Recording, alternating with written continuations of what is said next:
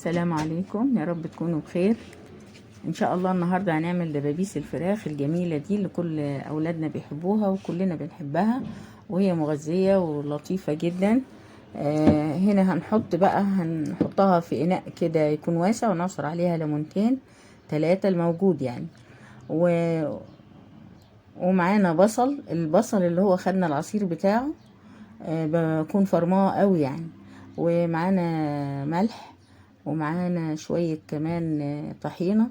وهنبتدي ما نحطش خل خالص، لان الخل بيثبت الزفارة. وبنحط بقى ايه قد كده كوباية دقيق، ونبتدي ندعك جامد بقى، ونروح نحط عليها مية وندعكها قوي قوي لغاية ما تزيق كده في ايدينا، ونشطفها وننشفها.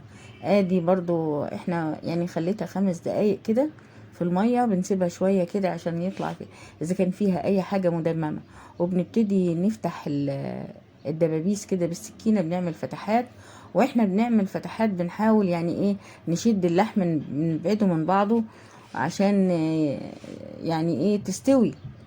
هنا بقى التتبيله اللي هنعمل بيها الفراخ الدبابيس، اعتمديها لاي تتبيله فراخ.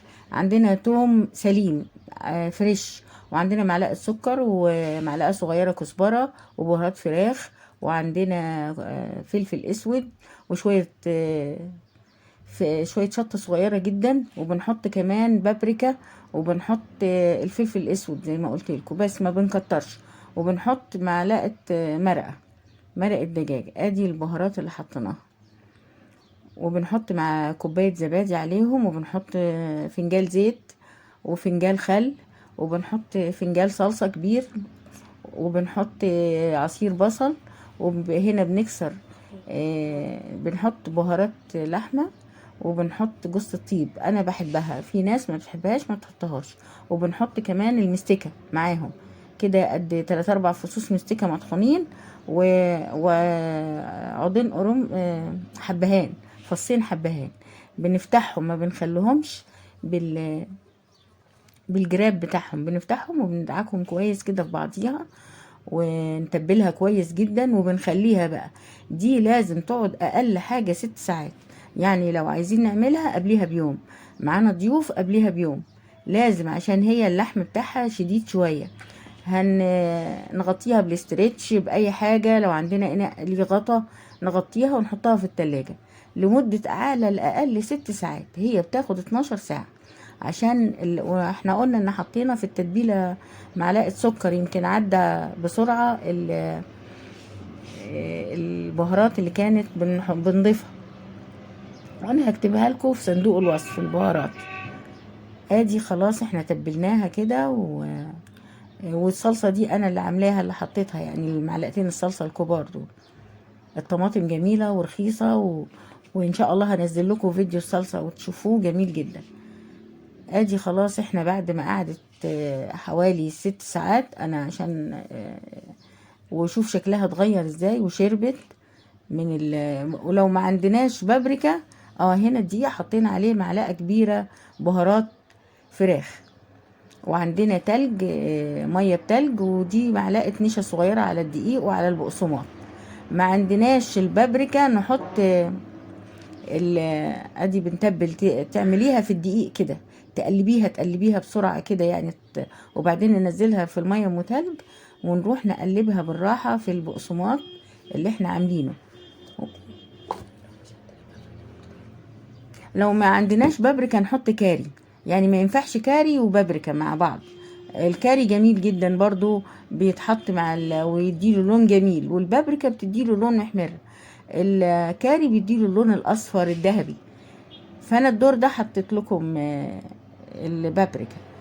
وادي بنجيب زيت غزير ونخليه يسخن، واول ما يسخن بننزل الدبابيس بتاعتنا وما نكترش، لان لو كترت بتفك. ولو هي بتتقلي وحطينا فوقيها دبابيس بتفك برضو. فلازم اللي حطيناهم، الكمية اللي حطيناها نستناها لما تستوي. ما تطلعيش وتحطي وانتي بتطلعي يعني معاها، تستني. وطبعا عشان الزيت غزير كله بياخد لون واحد. ونبتدي بعد 5 دقايق نوطي النار، ونديها ايه، نقفل عليها شوية كده عشان تاخد بخار وتستوي. هي بتاخد حوالي ربع ساعة او تلت ساعة. ادي لونها لسه، هي استوت دلوقتي، شفناها كانت لسه، دلوقتي استوت. فهنخرجها في مصفى، ما تحطهاش على مناديل، لان لو حطيتيها على مناديل بتطرى وبيفك منها الجراب بتاعها اللي هو التتبيله. فكده بتقعد جميله ومقرمشه وهي الطريقه دي طريقه ناجحه جدا. هنا برضو طلعنا بنعلي النار وننزل الدبابيس بتاعتنا، واول ما تاخد حوالي 3 دقايق كده نوطي عليها ونسيبها بقى، نسيبها حوالي 15 دقيقة. وانتي طبعا بتطلعي الدبوس وبتشوفيه لو كنت لسه مبتدئة مش عارفة الوقت. وكده وكده هو طلع جميل جدا، ومش هنشتريه من بره. وفي رمضان، على سفرة رمضان، على الضيوف بيتحط ومشبع وجميل جدا. ولو اشتريتيه من بره مكلف خالص خالص.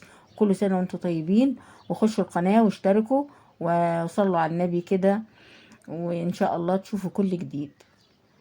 وادي شوفوا المنظر بيتكلم عن نفسه، والطعم بيوديكي في حتة تانية خالص. بسم الله ما شاء الله. هوريكم دلوقتي ازاي من جوه الدبوس مستوي ودايب دوب. ادي هو سخن، فبصوا بقى، شايفين الجمال، الفصوص والريحة والطعم، حاجة كده في منتهى الروعة. يعني انضف من بره بكتير، وحاجة انتي عاملاها لولادك في بيتك، لضيوفك في بيتك، وحاجة جميلة جدا. ابقوا اعتمدوها ونفذوها في منتهى الجمال. والسلام عليكم ورحمة الله وبركاته، واعملوا لايك للفيديو.